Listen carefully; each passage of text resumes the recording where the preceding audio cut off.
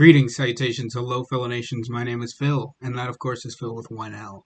And if you like to on tomatoes, then I have the perfect book for you, you little freak. Yes, today we are talking about Pounded by Produce, the latest novel from author G.M. Ferry, who, if you aren't familiar with her, has blown up on Book Talk the last few years for her spicy takes on childhood classics, particularly pertaining to the Gen Z audience. So she's done 2 books on Shrek and one about the Bee Movie. I read a little bit of the Shrek one when it first came out. I never finished it. Maybe I'll go back to that one day. Who knows? But Pounded by Produce is her latest novel, which is a smutty take on VeggieTales. It centers on 2 priests named Robert and Laurent who, under a harvest moon, are magically transformed into vegetables and are brought into the kitchen of the church's resident cook, Emily. But she ain't using them for cooking. If you look at the cover, it features a cucumber and 2 tomatoes, and it kind of looks like you know, peanuts. Now, if you aren't familiar with VeggieTales, ooh, you're going to hell. I'm kidding. Maybe. VeggieTales is an animated series from the 90s featuring Bob the Tomato, Larry the Cucumber, and a variety of fruit and vegetable characters as they retell stories from the Bible and parody pop culture, while also teaching life lessons according to a biblical worldview. So when I saw that there was a new adult version from the mind of Smut Queen herself, G.M. Ferry, it struck me right in my religious trauma, and I knew that I had to tap in. We all had a crush on this cucumber growing up, but I wanted a version that called me a good girl and filled me with his green, juicy seed. I can't personally say that I have ever been attracted to this cucumber, but we listen and we don't judge, okay? Like, I try not, we're all about sex positivity over here. We don't kink shame. If you're telling me that you look at these guys and you're like, then sure, why the hell not? So grab your rosary, dear viewers, because we are about to get pounded by produce. I don't think I can actually say that. Can I say that?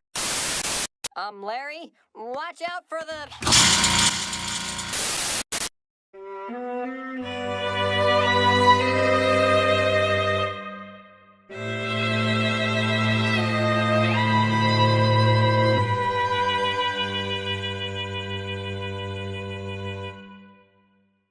We begin the story with Emily, who is a parking lot attendant recently dumped and now living with her uncle. She talks about how hard it is to find a job as a chef because the job market is just so terrible right now, which kind of hits a little too close to home. One morning, she's reading the newspaper, and what do you know? The local church is hiring for a plumber. No, it's a chef. Obviously, it's a chef.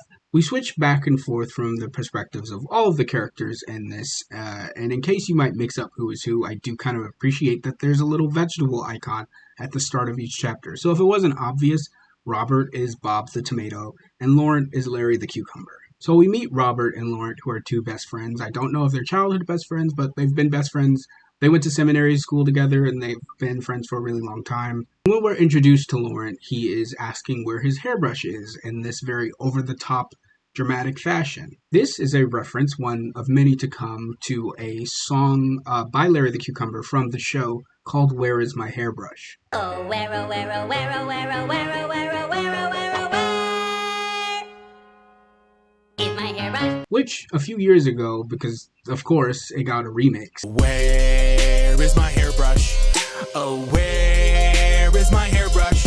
So Laurent's dramatic and silly personality is one of the things that Robert loves about him. They're very huggy and physical and intimate, and that's cool. There's nothing wrong with showing your friends some affection. So honestly, I wasn't gonna blink twice at it, but then Robert's inner monologue literally confirms he's bisexual, and he has thought many a times about thumping Bibles with Laurent. And coming off of the great year that was 2024 in film, I thought, hell yeah, a confirmed bisexual character and a threesome-centered erotic story.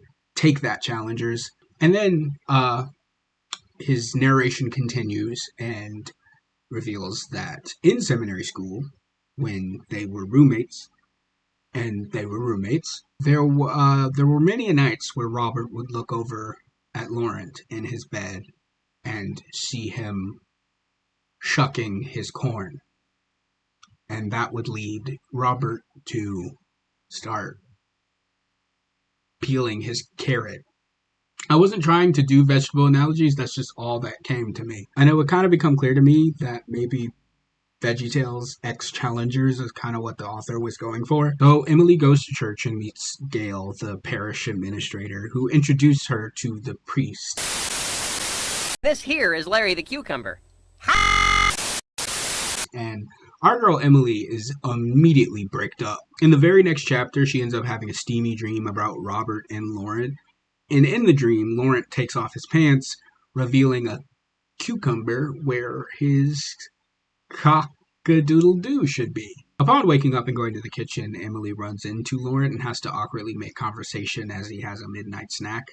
And he pulls out a stool for her, which also, I don't think it was intentional, but it reminded me of Challengers. She accidentally curses in front of him and apologizes, but Laurent reassures her because he's actually not as religious as his title would suggest. To Emily's surprise, he actually ends up cursing back at her, and between his dirty mouth and his laid-back personality, Emily starts to feel more of an attraction towards him. Emily is just like, damn.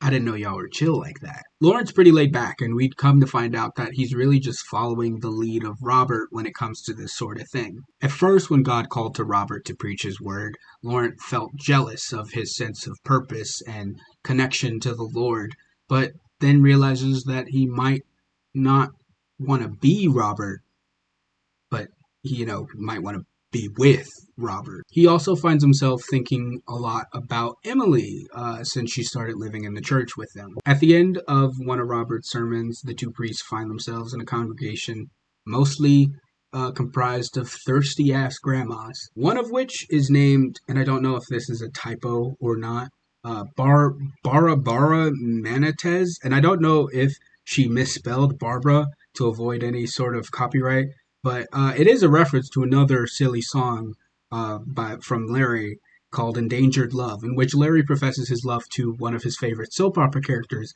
named Barbara Manatee. Barbara Manatee, you are the one. Larry? What are you doing? But Barbara Manatez gives Laurent a sweater with a yellow ducky on it, which is a common motif of Larry the Cucumber. So after escorting all the horny old women out of their church, Robert and Laurent are left with one lady, shrouded in a dark cloak with a boil on her nose. It kind of gives me like Evil Queen and Snow White vibes. She warns the boys that the harvest moon is approaching, and that whatever is hidden will be brought to the light. She then just books it out of the church, and the two boys just dismiss her. Now, Robert actually shares Laurent's attraction to Emily, but he views her as more of a distraction, like a test from God. Laurent sees right through him, though, and over a bottle of communion wine, gets him to admit it. We get a bit of on-the-nose foreshadowing with Robert biting into a tomato and Laurent reaching across to wipe the juice off his face, and while doing this, he's saying, "You're definitely God's favorite. He made me just to serve you." And I guess all this homoeroticism makes them a bit eepy because they end up drifting to sleep right outside the church. Laurent wakes up to the feeling of the ground shaking and finds his body completely solid and he can't move. A giant hand swoops down to pick him up from the ground, and he starts to think that he's died and that this is God literally picking him from the earth. But it's not. It's actually Emily, and when she brings him close to her face, he can see in the reflection of her eyes that he is now a cucumba. Cucumba. Cucumba. In the kitchen, he sees a tomato, but he isn't sure how, but he is 100% certain that it's Robert, despite there being no face or arms or any features whatsoever to tell him that. It's only intuition, but he can feel that he is right. Emily picks up a knife, and Laurent worries that this might be it, but all the while, panicking, he can't help but describe how beautiful she is up close. Basically, he's like, "I think I'm about to die, but god damn, I am so freaking horny right now." And also, in a sense, he says something along the lines of like, "I wanted Emily's mouth around me, but not like this." Suddenly, Emily gets an urge and stops. She figures that she needs a release after the weird dream she had about the two of them. So she takes the vegetables into her room. And this is from Lauren's perspective, her bedroom. We're going to her bedroom. I can understand the look on her face. She doesn't just want to eat me. She definitely wants me inside of her, but in an entirely different place. Praise the Lord for whatever the heck is going on right now, because God, do I f***ing love being a cucumber. From Emily's POV, she can't understand her pull towards these vegetables. It would later be described as a supernatural sexual energy. Okay, God, I'm really sorry for what I'm about to do in your, house or whatever, but I need to get my head straight. These damn priests are doing something to me, and now there's something about these vegetables that are making me all hot and bothered. Please don't send me to hell. Chapter 9 is the incident from Robert's POV, and the opening for the chapter just had me howling. I'm a tomato. A tomato. Robert is also able to clock that Laurent is a cucumber, again, just through intuition. And let's just say he's very jealous of what Emily is about to do with Laurent. But at the same time, he is so turned on by it that he wants to shout, but he can't. He has no mouth, and he must scream. It gets so bad that it feels like he's going to explode into a quote-unquote ketchupy mess.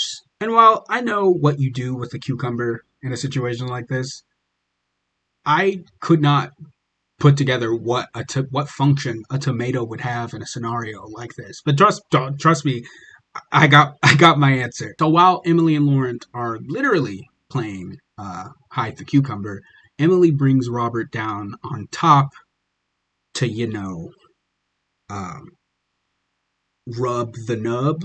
With the three of them in sync, Emily lets out a few "oh fathers" as she imagines the priest in the room with her. Little does she know. And at the end of all this, I shit you not, a little slit, a small hole opens at the bottom of Robert as a tomato, and a few wet seeds drip out onto Emily. It's not every day you read a book where a sentient tomato comes on a woman. I have a bachelor's degree, by the way. Why am I reading this? When Emily wakes up, she finds the two priests on the floor of her room in their human forms, but they're quickly able to put together that this wasn't some sort of shared dream, and Emily is immediately flooded with Catholic guilt at the idea that she just got these two men to defy their priesthood. Laurent suggests that maybe this is fine. Maybe this is what God wanted, and Robert, realizing the gravity of the situation, just grabs Laurent and forces him to come with him and pray. And they just leave Emily alone in her room, confused. In confession, Laurent and Robert discuss the implications of what just happened. And Laurent's brazen attitude towards the whole thing leads Robert to ask the most important question of all. Can produce sin?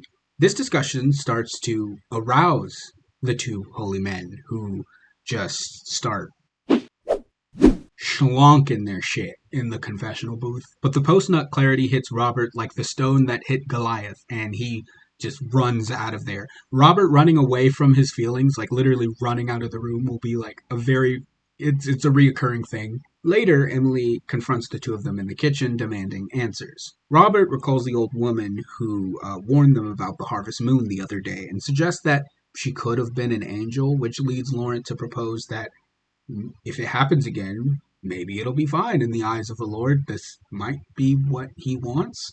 This idea irritates Robert, but before he can tear into Laurent, Emily blinks and looks down. Yes, they're vegetables again. In this instance, though, Emily takes them into her room, but keeps her hands to herself. And I actually kind of love this, because I kind of thought about it, but Laurent and Robert, in the morning, when they're human again, tell Emily they give her their consent, because they didn't really the first time, but then again, she didn't know. But they give her their consent to use them when they're vegetables, and if it does happen again, and if it doesn't, they'll just take it as a test from God and continue to resist the temptation. But of course, as the two start to leave the room, they drop to the floor and go veggie mode. This time, They're excited. They're so excited, and they want to move, and they're just like so full of energy that you know,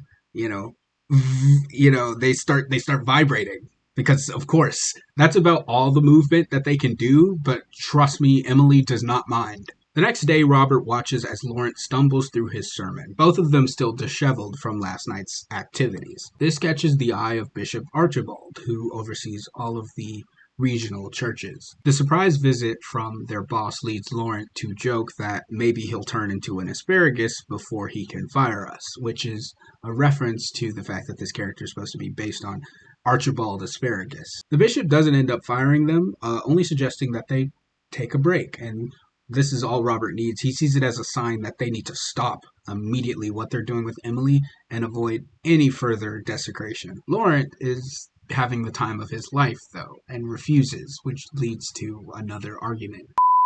This could be the end of us if we let it. Why did this turn into like Bridgerton all of a sudden? While Robert is yelling at him about how selfish he's being, Laurent gets a little turned on and leans in for a kiss. After a beat, Robert pulls away and runs off yet again. At this point, the Catholic guilt is just eating all three of these bitches alive. Well, maybe not Laurent. Laurent doesn't give a but it's eating Robert and Emily alive, and I'm kind of living for it. Then later, Emily finds Laurent by a tree singing a song about a water buffalo. Oh, where'd we get them? I don't know, but everybody's got a water buffalo.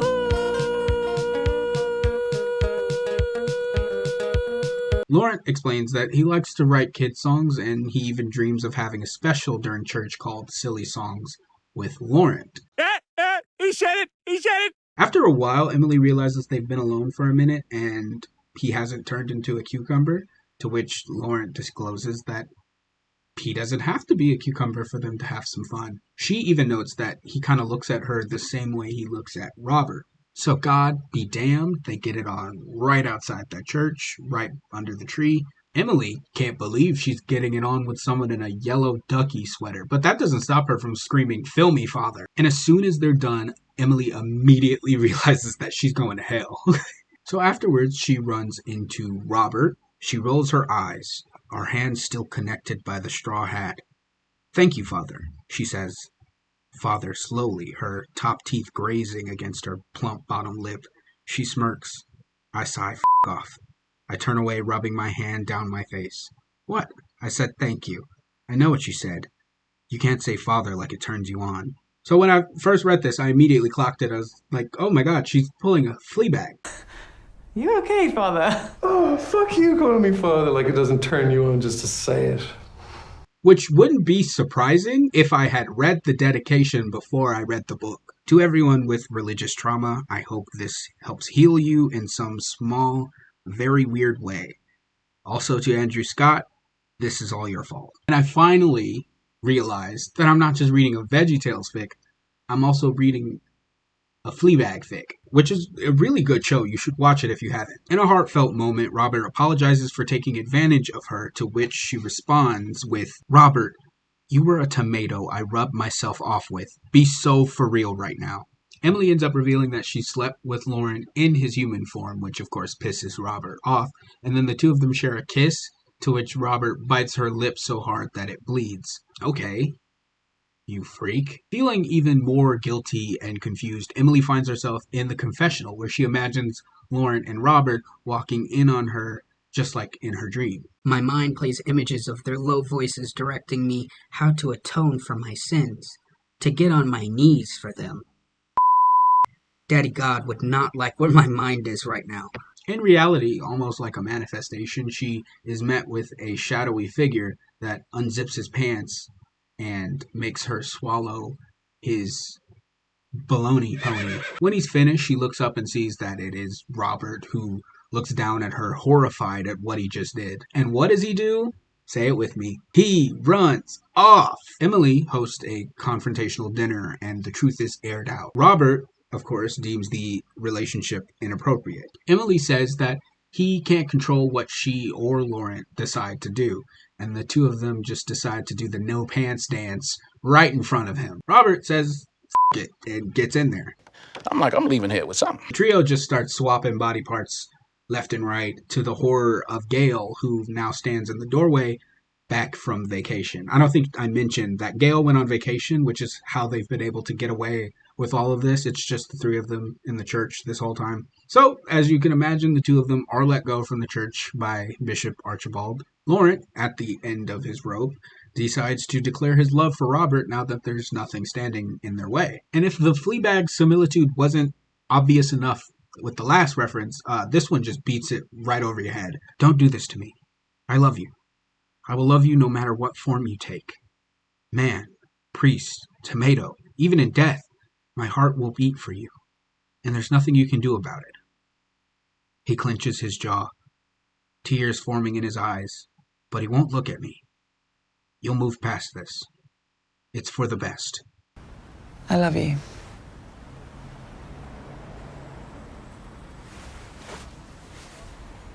It'll pass. This is jarringly followed by chapter 21, which has a hilarious opening. There's something seriously wrong with me. I'm a f***ing degenerate.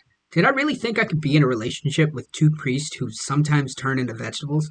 I should be euthanized. Seriously. Girl, calm down. Emily, of course, is beating herself up. She feels like she's ruined the lives of these two young men. And just as she's deciding to leave the church, she runs into the old witch, who decides to explain everything. So it turns out they needed the transformation to define the true fruits of their souls. This all happened to release their souls from this bond, more specifically to get Robert and Laurent to confess their repressed love for each other. But in order to get the vegetable curse to end, they all have to confess their love for each other. And after almost 100 pages of bisexual tomato cucumber sex, the story takes a really sweet and romantic turn.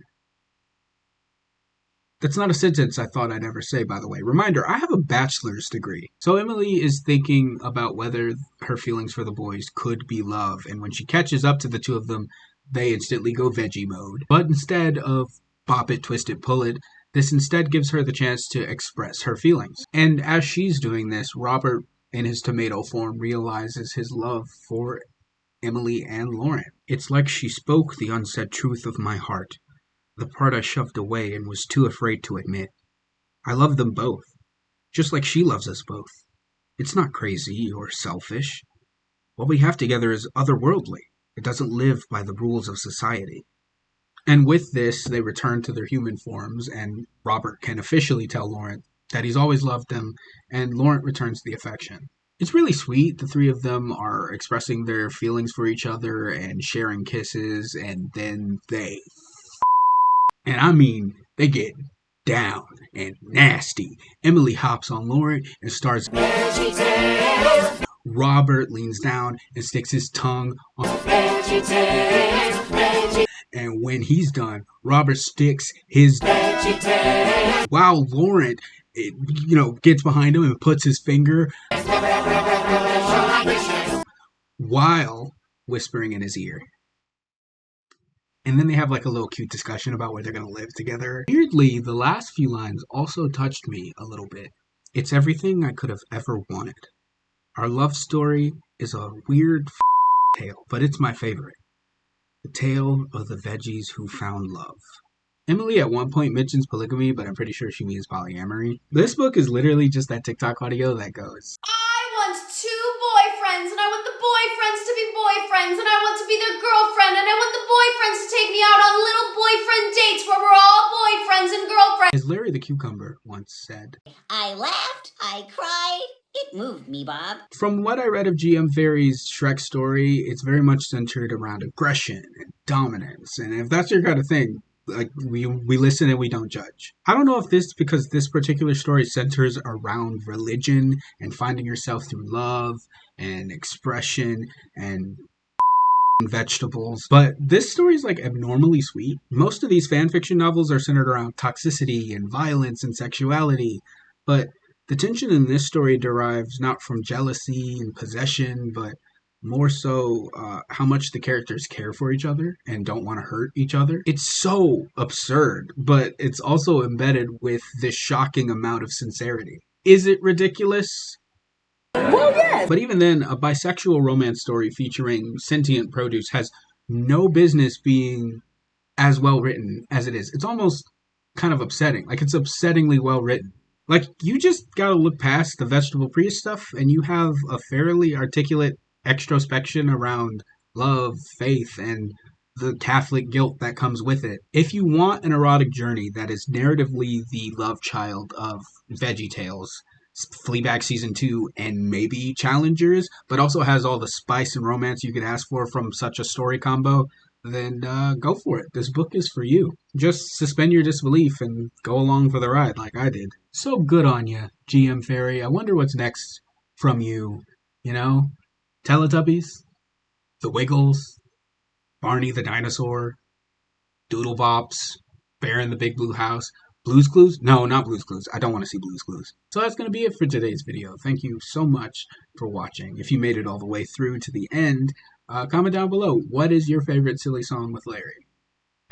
Mine will probably be Pizza Angel. Like that one's a bop. I really like that one. Pizza Angel, please come to me. Tomato sauce and cheese so gooey. Please remember, at the end of the day, every day it's all good. And if it's not right now, I promise it's going to be. Take care, Nomies. I'll see you in the next one. Now, if you don't mind, I am gonna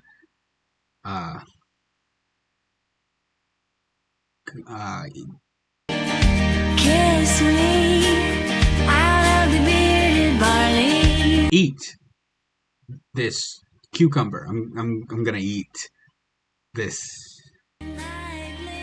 cucumber. Beside the green, green grass, swing, swing. Probably gonna